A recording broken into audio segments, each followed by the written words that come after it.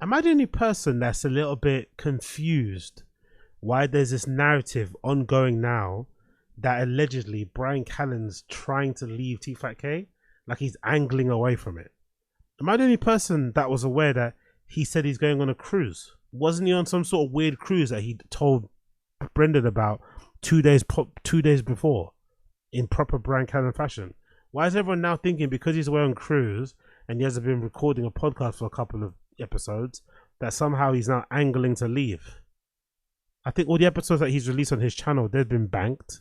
Powerful bunch. Yo, big up Cloud. The lawsuit is insane, shows how much Papa Ben spoon-fed his lucrative career and just how lazy he is and owes everything to Rogan and Sky Oh B. my god. Cloud. Don't even, we're going to get onto that later, but don't even get me started. Don't even get me started. You know what's, big up Cloud, you know what's really funny about that lawsuit? Number one, there was never a moment where Brendan was rolling with the punches, was letting the criticism, roll off him like water on duck's back. Never once. From the minute he came onto the scene and he got a bit of pushback, got a bit of trolling in terms of you'd be surprised, he immediately started panicking. He immediately made it way bigger than what it actually was, to be completely honest. Number one. So so the negativity and all that stuff on the Reddit has always been hurting his feelings from day dot. Number two, as Cloud pointed out, this motherfucker has had so many incredible opportunities, not even like handed to him on a silver platter. Did Cloud mention that? Yeah, spoon-fed, exactly. That's a better phrase. That's actually a better phrase to use. Forget given to him on a silver platter, like I always say. No, motherfucker. These opportunities were given to him on it, like fed to him on a fucking silver spoon. A spoon made out of fucking platinum. These things were fed to him by a woman with great big set of fucking bouncy boobs, just gyrating, sliding into his mouth, and he still found a way of fucking it up. And I'm almost certain, I'm not sure if it says in a lawsuit, but I'm almost certain Pure Spectrum guy was Pure Spectrum guy was Joe Rogan's friend. I don't know if that's been specified in a lawsuit. I haven't read it over it properly, but I'm pretty sure Pure Spectrum dude was a friend of Joe Rogan's, like business associate. So Rogan introduced Pure Spectrum guy to Brendan, like, hey, my guy, you should help him out. He needs some this and that. Now, what I'm thinking was the CBD to treat his kid's epilepsy fake completely. I know you guys are going to call me naive. Please forgive me. But so was that whole story completely fibs? Was that whole narrative bullshit? That his kid had epileptic fits, and when he gave his kid CBD, he felt better. Was that all complete bullshit? Because that's another thing people are not really going at. That is fucking egregious, bro. Using your kid's illness or whatever as a scam front. Using your kid as a human meat shield. Now I don't feel as bad as, you know, when we were doing that stream and we were talking about his kid that went in hospital, the baby girl. And a few of us, myself included, were like, I don't know. We felt as if he was doing the whole like crying on camera thing and pleading for people to pray for his, like it felt really manipulative, right? It felt really manipulative. It felt really scummy. Now I don't feel as bad as saying it anymore. At that time I did feel kind of bad, I'm not gonna lie. Like, oh my god, this guy's in a painful place. His kid's in fucking ER and shit, in our hospital. You know, what's that thing called? What's the term called when you have a kid before it's due date, right? Whatever complications. But now thinking back, this guy's been a scumbag, scammer, liar, charlatan guy from day dot. It wouldn't surprise me that whole thing was another scheme to get some heat off of him. That's Preemie. Yeah, big up Josie, Preemie. Big up Nikki HES in the stream chat. People who make fun of Brendan are scum of the earth. Yeah, fly that flag, sis. Fly that flag. Powerful bunch. Big up Kim Bayou. Let's be honest, are we really surprised? Thoughtful face emoji. Thoughtful face emoji. Thoughtful face emoji. I'm not gonna lie, I'm gonna say yes. I'm surprised at the timing. I'm surprised that he was that much of a dickhead in the beginning. That's the sort of attitude that you have later on, you know? Because in the beginning, you're usually getting so many great opportunities. You're so grateful that you got your foot in the door. You're making so much money hand over fist that there's no real need to be that much of a dickhead. But then as soon as you maybe get, you know, you're a bit more conditioned, you have a bit more scars on you, battle scars and shit. I can understand if you're a little bit up your Powerful ass. bunch. Big up Chris Mack. Big up Chris Mack. Big up Chris Mack. Appreciate you. Big up Chris Mack. Appreciate you. Thank you for being part of the gang. Thank you for being part of the gang. Thank you for joining. I don't know about you guys. Is that am I off in that, or do you guys agree? I'm surprised he was doing that in the beginning of his ascent in the scene.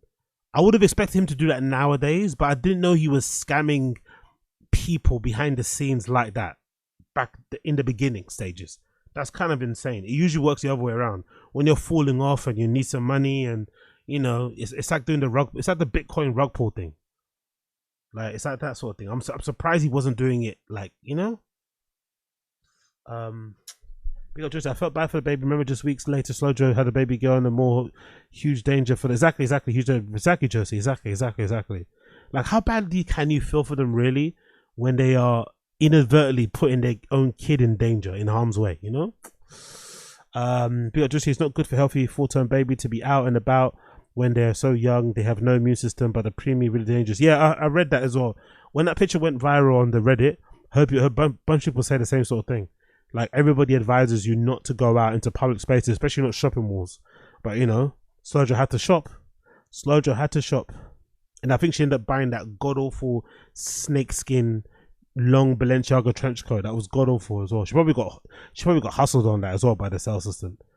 I don't know why, but Slow Joe seems like the type of person that would definitely get sold something by a sales assistant. She walked to a designer store, has no idea what she wants to buy, and a sales assistant will just kind of get her to buy the highest ticket item so that he or she could get crazy good commission. She's not the type of person. Two Swords. He'd never surprised me about how awful a person he could be. The kid having seizures. Powerful bunch. Yeah, big up NJ Ranger. Big up NJ Ranger. Thank you for 5 months, brother. You're a fucking G. Thank you for the support. You're a fucking G. Big up NJ Ranger. This shit totally tracks. Remember the CBD for good reviews scandal for the special? This 1000% confirms the grift. Big up chat, big up easy.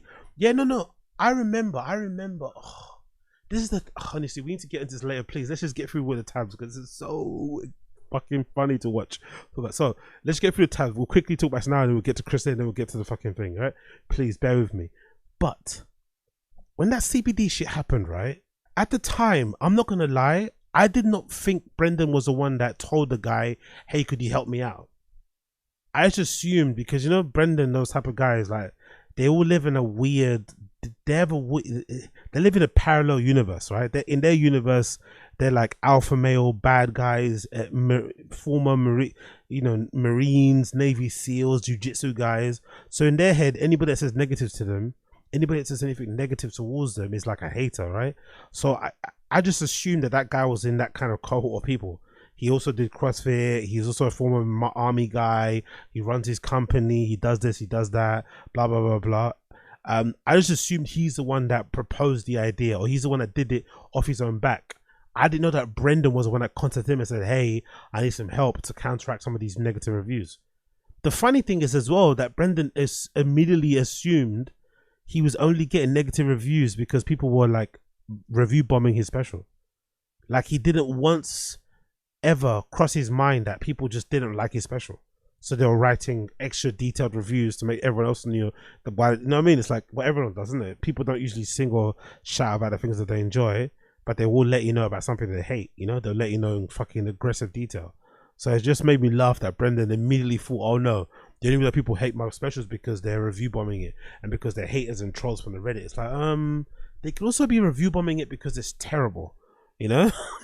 But anyway, let's get into it. Big up NJ Ranger, big up Chris Mack, big up Asada Z, big up Young Old Vibes. What's going on, Queen? A lot of scammers play dumb to avoid accountability by claiming incompetence. Yeah, there's a lot of that sentiment going around the Reddit. Like, is Brendan just like aggressively dumb, or is he just like trying to play dumb so people don't think he's that much of a scammer? I think it could be both, you know. A little bit of both. A little bit of both. I do think I do think he's way dumber than what we think he is, but I do think he does try and play up to it to kind of get himself out of certain bits of trouble. But yeah, anyway. So going back to this topic, Callen is keeping his distance from Schaub. Am I the only person that remembers Bryan Callen saying he was going on vacation? He announced it 2 days before and left Brendan in the fucking lurch. And then Brendan kind of like embarrassedly had to kind of, admit it. No, had to, figure out how to get co-hosts. I think he's used Mike Catherwood, and I think before with Tim Kennedy. I think he used Catherwood twice now and Tim Kennedy once. So I think by tomorrow's episode, Bryan Callen should be back on the show. He should be back on it. But this little back and forth between Chris and Bryan was actually kind of fun. I'm not going to lie. Chris Lee has been really fun. I'm not going to lie. I know the guy's a diddler. And probably belongs in the bottom of the jail. But ever since Brendan has moved to Austin, Texas, I think Chris D'Elia's ability to be funny and witty and give Brendan a lot of fucking jabs has been proper on point. He's been really laying into Brendan on a real slip one. So, like, what I mean? Please forgive me if I laugh. So, okay, how far do you live from Bryan Callen? I have no clue where he's at. Now that's a friend. Right. Do you understand? Yeah, I get it. That is what a good friend is. No. The good friend's right here. You two are pieces of shit, okay? You know what's funny about that? I'm almost certain that Brendan probably hasn't even met Bryan Callen's children. The new kids he has now with his second wife. It wouldn't surprise me. I wasn't that surprised when this went viral that Brendan has never even seen or doesn't even know where Bryan Callen lives. Because I never got the feeling that they spoke to each other much outside the pod anyway. You can kind of see it from how they talk business on the pod and how they communicate in general. You can tell they don't really talk outside the pod at all. Which is kind of weird. Like, they don't even after that long working together, maybe it's not too weird. Maybe if you work together that long, you stop being friends, innit? In a way. Because you're working together for that long. It's like you've been friends or colleagues for like 20 plus years. So maybe the friendship kind of dies over time.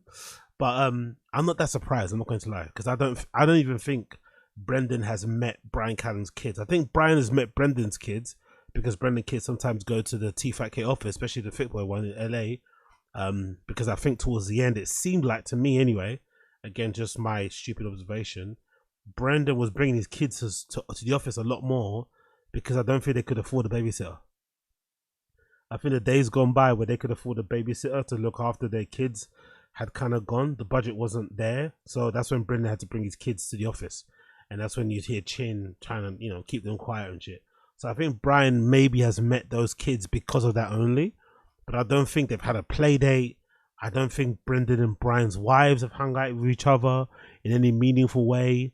And I'm saying this as like, not even like they need to be doing Pilates together, but I'm sure some of you guys in the stream chat, you have like wives and girlfriends and like husbands and shit. And I don't know, some of your partners have met your work colleagues. You know what I mean? Like they've met each other because you maybe gone to a pub after work. Your spouse has maybe popped in to have a drink or to give you a hug and a kiss. And you bumped, you've hung out. Like people do that all the time. But I think these guys are bizarre, like in this way. It's bizarre in that way because it's like, hold on, you guys have been together 20 years. You've been up through a lot of ups and downs and you have no idea where he lives. Probably no interest to know where he lives anyway because you're not going to go ever to his house. And you made a big move to go to Austin, Texas together. It's a bit strange. But I'm not super surprised. That's what that is right there. He don't know where Bryan lives. So has Bryan been on the lake with you guys? Big up Asad Aziz. I want to meet AZ's husband. Bryan hasn't been on the podcast. Dude. Yeah, exactly. Big up Josie. These LA comics are not friends. They're just work friends. Yeah. There are some friends. But I think by and large, yeah, they're probably most of them are definitely work colleagues. And I won't even go as far as saying they're work colleagues. I think some of them are just like friends. What's that thing called? Sometimes friends. Like if you're in the up, then they're your friend, right? Like you see all the time, whenever there's a podcast that blows up, like you remember when Are You Garbage was like the hottest thing since sliced bread? Everybody was running towards them. So I think you notice it that way. You notice when everyone kind of wants to be a friend when your stock rises, but I don't think they're really your friend. I just think they're just trying to, use you at that time. And it's obviously mutually beneficial because you can use them too. But I think everyone's aware that, you know, this thing is the way it is because someone's up. You can help me with ticket sales. I can help you with ticket sales, blah, blah, blah. Let's just go back to this thing. This is really funny, bro. This is really funny. Big up Chris on there. This is really funny. Where Bryan lives? So has Bryan been on the lake with you guys? Bryan hasn't been on the podcast. Dude. Look at the fake laugh. Look at the fake laugh. Look at the fake laugh. Look at the fake Rogan laugh. Look at the fake faux Rogan laugh that he's trying to do here. He knows that hurts. Because there's some truth to that joke, isn't it? There is some truth to that joke. Because he's probably thinking, although I don't think nothing's happening nefarious, no skullduggery, I do think it's simply the fact that Bryan Callen is like he comes from an actual wealthy family. People keep forgetting that. That's what people his age do. Because I don't think anyone else in the stream chat, anyone watching, knows anybody else that's like 60 years old who goes on vacation with their parents who isn't wealthy. Don't tell me. Unless they're trailer trash. And even those people don't do it. They, you know, if you count holidays as going like on a staycation. I think the only person that I've ever known in my life who are like over the age of 40 that go on holiday with their parents are people that come from real money, you know, real fucking money, where they go to like chalets, they go to villas and shit, they go to their 6th house in the fucking Seychelles, you know, they have a fucking good time. And mama or papa, you know, and they usually call them that, right? Mama or papa puts down the fucking card and they, you know, they fucking eat well. But I think Bryan was just being Bryan and most likely just told Brendan last minute, and that's why it's kind of fucked him over. But I don't think he's actually leaving. Honestly, I don't think so. I don't think anything Bryan does, you know, Pocky watching a casino over here.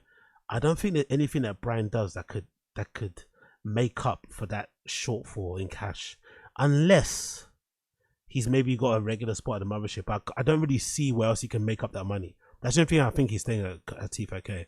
I think he's only staying at Tfatk because he can't probably make whatever money he gets from Tfatk. I don't think he can make that on his own because his podcast is not too consistent with it. Although his podcast gets really good views, I think, for what he does, he's not consistent with it enough. It would require a lot of work for him to kind of keep that up anyway in the long term. And his stand-up isn't where it probably needs to be, because I saw a screenshot somebody shared on the Reddit of his show. I feel like whenever I see a screenshot of Bryan Callen shows, they're always doing like promos. I think they'll give away free tickets or $5 tickets. So Callen's like a $5 ticket comedian. I don't think he could afford to leave Tfatk. He's in fucking Italy looking at statues with dicks. Dude. Yeah. Fucking Bryan on the lake. We should get him on the air. Yeah. You didn't even bank episodes? He just took off? Yeah, and they're like, they got to call he fucking gave me like Tim a 2-day notice. To be fair, they don't leave like. To be fair, I'm not sure if this is like an editorial thing, but I noticed that they don't really bank episodes anyway. Even during their heyday, they never banked episodes. They'd rather just like take time off. So I just think they're lazy, to be honest. Judging by what we know now of the fucking lawsuit, I just think they're really, really lazy. And they don't want to spend any more time around each other than they have to. So if they're contractually obligated to come into our office, quote unquote studio, quote unquote storage unit, 3 times a week, they'll do that. But they don't want to go there 3 times or 4 times a week, you know, or they don't want to stay there longer than they have to. So I think that's what they do. But they don't usually ever bank episodes, which would have been an easy thing to do to get around it, especially now. But they don't ever bank episodes. Even during the heyday when I used to watch it, they never banked episodes. Kennedy or whatever. All they do is get Chin to make fucking highlights. It's like, highlights? The show is barely watchable as it is. Highlights. Big up Super Big Exotic. Big up Super Big Exotic 420. Wild 1 GG. Whatever. Tim Kennedy. He did it, right? I've been hanging with him. He seems cool. Tim's the best. Oh, good, cool. Yeah, he's great. I don't know him. I never met him. I want to know him. You would love him. Really? Yeah, he's great. Okay, cool. Yeah, great. He seems like a cool dude. I love when Chris lights up Brendan, and I don't know what he does here. 2 things thinking at the same time. He lights Brendan up, but then he seems, maybe it's just his like pussy nature of him. He gets kind of worried, and then he kind of starts to like overly try and glaze in Brendan and being his friend again. It's almost like he forgets, oh shit, I forgot this guy's like always like, he's got a short fuse, he's really thin skinned. They tries to make up with him. Or is it just like a weird thing that he does? I don't know. But I felt like he always kind of like overcompensates when he does trash Brendan. to try and like you know, it's almost like an insult sandwich, you know. he doesn't want him to crash out on him. Like, okay, cool. Oh yeah, I want to meet Tim Kennedy. Oh, you meet Tim Kennedy? What? Tim Kennedy's a really cool guy, right? Yeah, Tim Kennedy. Wow, Brendan, you're really strong, Brendan. Brendan, how tall are you? You know, it's like, bro. Hey yo, big up Ashley Cummings in the stream chat. Big up Blood Clot Ashley Cummings in the Blood Clot stream chat. Bang your doors, bang your chest, bang your doors, bang your freaking chest.